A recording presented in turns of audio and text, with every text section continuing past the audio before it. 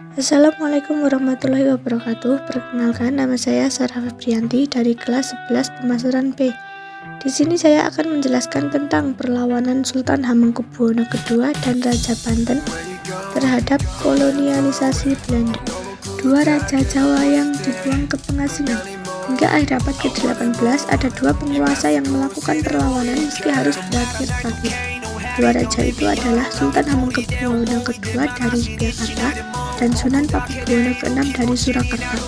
Sultan Hamengkubuwono II dan Pakubuwono ke-6 adalah dua raja yang pernah memerintah di waktu yang sama. Sultan kedua Yogyakarta bahkan mencetak rekor sebagai raja di dinasti Mataram yang 3 kali naik takhta. Dua tokoh dari Mataram itu hingga kini dikenal sebagai tokoh yang gigih melawan Belanda. Tetapi Hamengkubuwono II belum dianugerahi gelar pahlawan nasional. Untuk yang pertama, mari kita bahas dari Sultan Hamengkubuwono II. Sultan kedua Yogyakarta itu bernama kecil Raden Mas Sundoro. Ia adalah putra dari Raja pertama Kesultanan Yogyakarta, Sultan Hamengkubuwono I dengan permaisuri Ratu Ageng Tegalrejo. Ia lahir di Gunung Sindoro pada 7 Maret 1750 di tengah-tengah perang suksesi Jawa ketiga. Kebencian terhadap bangsa Eropa itu diantaranya setelah dinobatkan sebagai putra mahkota. Ia mulai melakukan gerakan-gerakan perubahan di dalam keraton dan berupaya melindungi keraton Yogyakarta di Ningrat terhadap ancaman VOC. Perlawanan Sultan Hamengkubuwono II. Perlawanan Sultan Hamengkubuwono II ini dimulai dari kebencian terhadap Eropa. Ia mulai dengan melakukan gerakan-gerakan perubahan di dalam keraton dan berupaya melindungi keraton Yogyakarta Hadiningrat terhadap ancaman VOC. Dengan kecerdasannya, R.M. Sundoro mudah berupaya menggagalkan pembangunan Banten Rusterburg yang diinisiali oleh Komitasi Nicholas Harding sejak tahun 1765. Cara yang dilakukan R.M. Sundoro adalah dengan mengerahkan pekerja dari keraton untuk membangun tembok baluarti mengelilingi alun-alun utara dan selatan. R.M. Sundoro juga meningkatkan pertahanan. Caranya adalah dengan menempatkan sebanyak 13 merlem di bagian depan keraton menghadap ke arah benteng milik Kompani. Sultan Hamengkubuwono II ini dengan tegas menolak semua tatanan baru tersebut.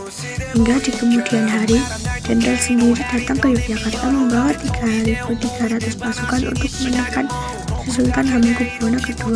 Akibat dari tekanan tersebut, Sultan Hamengkubuwono II dipaksa turun tahta dan digantikan oleh putra mahkotanya R.M. Surojo, ayah Pangeran Diponegoro yang naik takhta dengan Sri Sultan Hamengkubuwono III pada tanggal 31 Desember 1810. Di bawah pimpinan Letnan Gubernur Inggris Thomas Stamford Raffles, Keraton Yogyakarta diserang oleh prajurit spy asal India pada tanggal 20 Juni 1812. Akibat gempuran tersebut, keraton diduduki, harta benda termasuk ribuan karya sastra Jawa dijarah. Sultan Hamengkubuwono II ditangkap dan kemudian diasingkan ke Pulau Pinang hingga tahun 1815. Kembalinya Sri Sultan Hamengkubuwono II dari pengasingan ke Pulau Jawa pada tahun 1815 tidaklah lama. Belanda segera membahas posisi Sri Sultan Hamengkubuwono II yang dianggap sebagai ancaman besar. Maka pada tanggal 10 Januari 1817 Sultan Hamengkubuwono II kembali dibuang dengan diasingkan ke Ambon. Raja Banten yaitu Sunan Pakubuwono ke-6. Nama aslinya adalah Raden Mas Sapardan, putra Pakubuwono ke-5, anak laki-laki ke-11 yang lahir dari istri Rai Salsa Kusuma, keturunan Ki Juru Mardani, patih pertama dalam sejarah Kesultanan Mataram.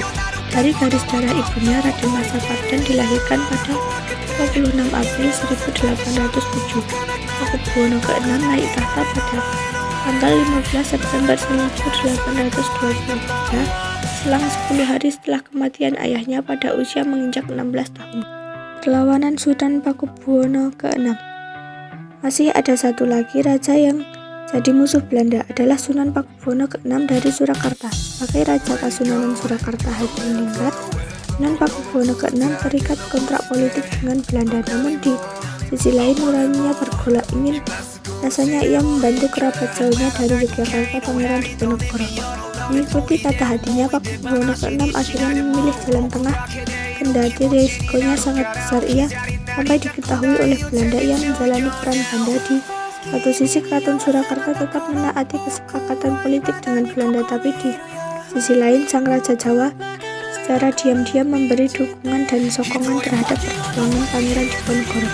Pakubuwono ke-6 terlahir dengan nama Raden Masapardan pada 26 April 1807. Ia adalah putra Pakubuwono V dengan permasyuri Raden Ayu Sosrokusumo dari jalur silsilah Masapardan, masih keturunan Ki Juru Mardhani, patih pertama dalam kerajaan Mataram Islam dari garis darah ibunya Sunan Pakubuwono ke-6 pada 15 September 1823. Meletusnya Perang Jawa membuat nurani Pakubuwono ke-6 bergejolak. Ia kemudian memutuskan untuk membantu perjuangan Pangeran Diponegoro meskipun secara diam-diam berkolaborasi dengan Belanda agar hubungan diplomatik tetap terjaga. Dalam menjalankan strategi ini, Sang Sunan amat cerdik. Terjadi beberapa kali pertemuan antar Pakubuwono ke-6 dan Pangeran Diponegoro. Sikap Sang Sunan dalam Perang Jawa amat tegas. Pakubuwono ke-6 menyatakan kesanggupannya untuk membantu Pangeran Diponegoro. Pakubuwono ke-6 sering dikabarkan pergi bertapa ke Gunung Merbabu atau ke pedalaman hutan Sumba, yang kemudian memunculkan julukan Sinuhun Bangun Buka bagi sang raja. Namun sebenarnya ia menemui Pangeran Diponegoro. Dalam semuanya, dua tokoh ini membicarakan situasi terkini sekaligus membahas strategi perlawanan terhadap Belanda. Sekian penjelasan dari saya. Jika ada kurangnya saya mohon maaf. Assalamualaikum warahmatullahi wabarakatuh.